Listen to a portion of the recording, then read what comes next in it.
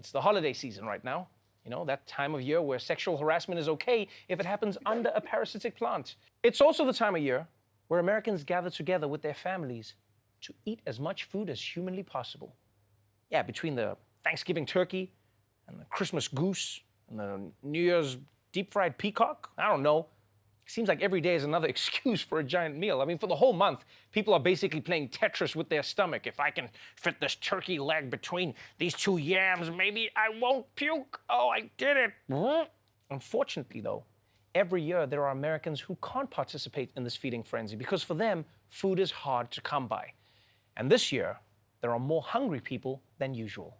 When COVID-19 swept across the U.S. in 2020, the need for emergency food assistance exploded, and that led experts to label hunger as the secondary pandemic. Compounding the issue, rising food prices caused by labor shortages, transportation costs, and supply chain disruptions. Consumer prices have jumped 6.2% since last year, a 30-year high, with the cost of groceries up 5.4% overall. Some items like beef and bacon surging by more than 20%.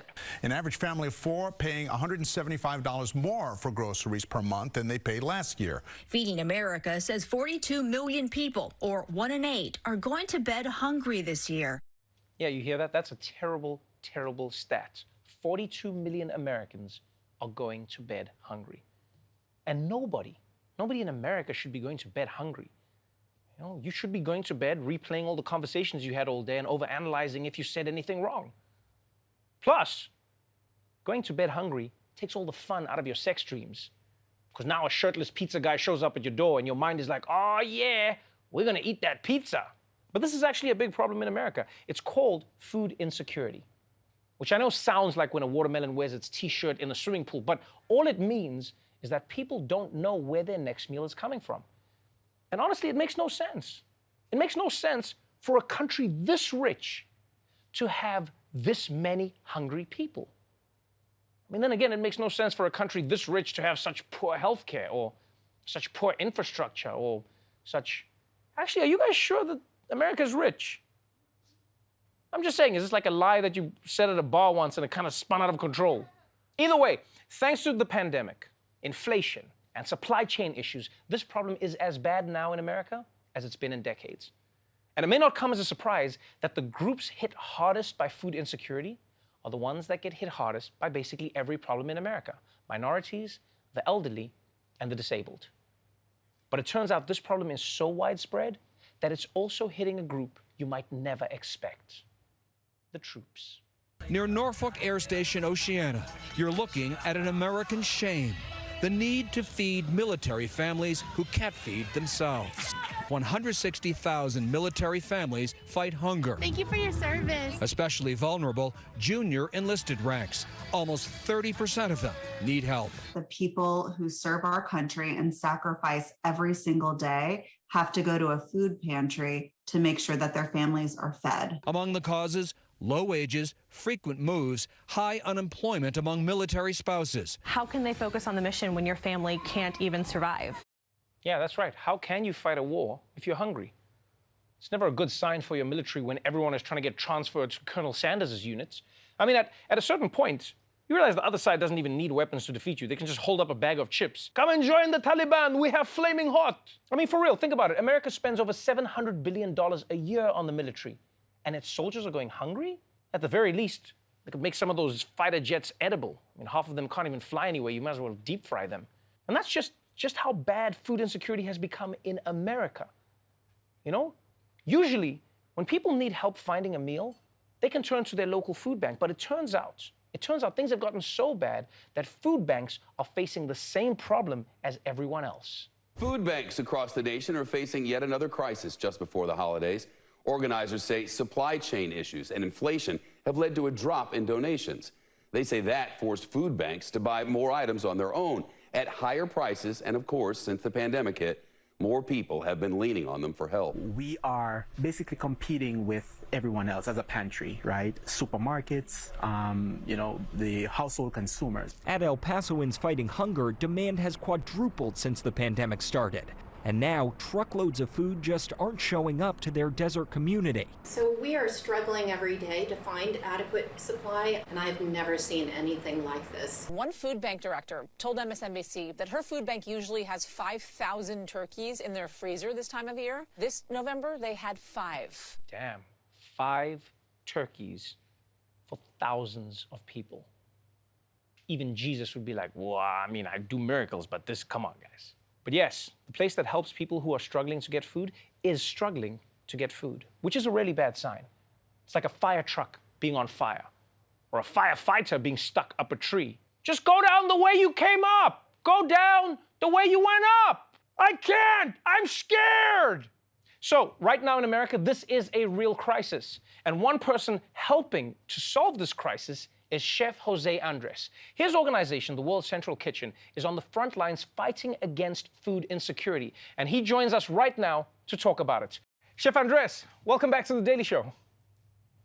Thank you for having me. Let's talk about this issue. It seems like such a paradox. And honestly, I think for many people, their minds don't seem to grasp, like, not what the problem is, but how there can be a problem in America. How is it that at least 10% of America's population is food insecure in a country where something like 40% of the food goes wasted? How is this possible? So, Trevor, this is the conundrum we're facing, not only in America, but around the world. The problem of hunger is real. What happened is we don't know people that are hungry, right? Because if you and I, we know them, the problem is fairly simple. We share with them what we have, and the problem is solved. So hunger is a problem that actually has a very simple solution.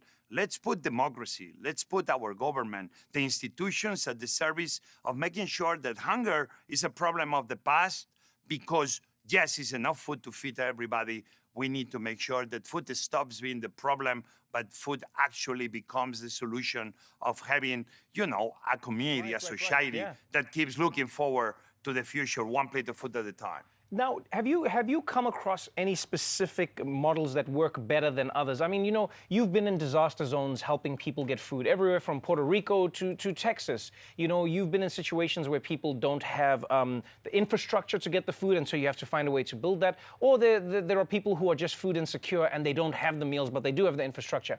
Is there a catch-all that works, or does each city and each place need to find something that works for them? What is the solution from your perspective?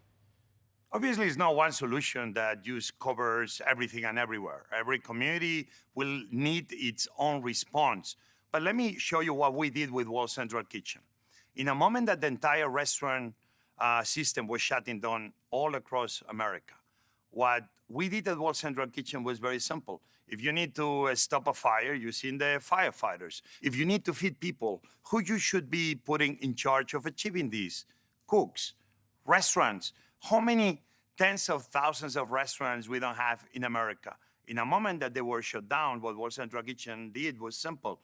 Let's partner with them. We had more than 3,000 restaurants in our system. Wow. And let's, one restaurant at a time, be feeding the elderly homes, the homeless shelters, the hospitals, whatever was in need of plate of food. What we did was keeping the system working. We put the money that people were giving to us at the service of feeding American people. We didn't only solve the problem, we kept the system working. The restaurants could keep employing their cooks, the restaurants could keep paying their rent, the restaurants could keep paying their farmers. What we did was keeping the system wholly 360 degrees, right. Not only feeding the hungry, but maintaining the economy up and running. When you look at the challenges that people face, whether it's food deserts, you know, whether it's trying to find food banks that give people food that is actually good for them, that presents a different challenge. And I know that that's something that you're very passionate about. What can we do to improve those conditions for people so that they can eat something that can help them? Let's take a look at something so simple that does so much good, SNAPs, what people will know as food stamps. When a single mother, maybe with 3, 4 children, that is working outside home and has to feed their children, with food stamps, she gets the help she needs to make sure that puts food on the table as she can take care of education for their children, the health issues that they may have, et cetera, et cetera. But take a look what happens if we only give her money to buy food. And all of a sudden, in the community that woman lives, she has no supermarket to buy fresh foods. And she has to go 10, 20, 30 minutes away to another community that maybe is a richer community.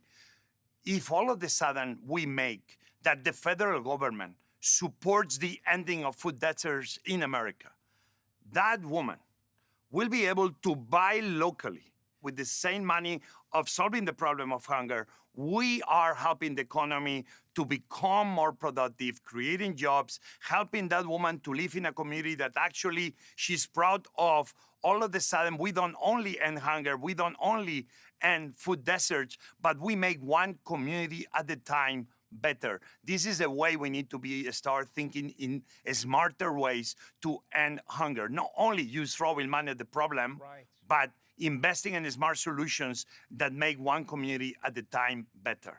I love that. I mean, just showing how like the food chain impacts every single aspect of society, and if we figure that out, we can help to try and impact more parts of society. Chef Jose, thank you so much for joining me again on the show. Good luck with everything that you're doing. You know, at the end of the show, we're going to give people information on how they can help with your organization, which may end up helping them one day. So thank you so much for taking the time. Trevor, thank you. Let's all think about building longer tables, not higher walls, and the world will be a better place. Thank you so much, Chef. Have a good one.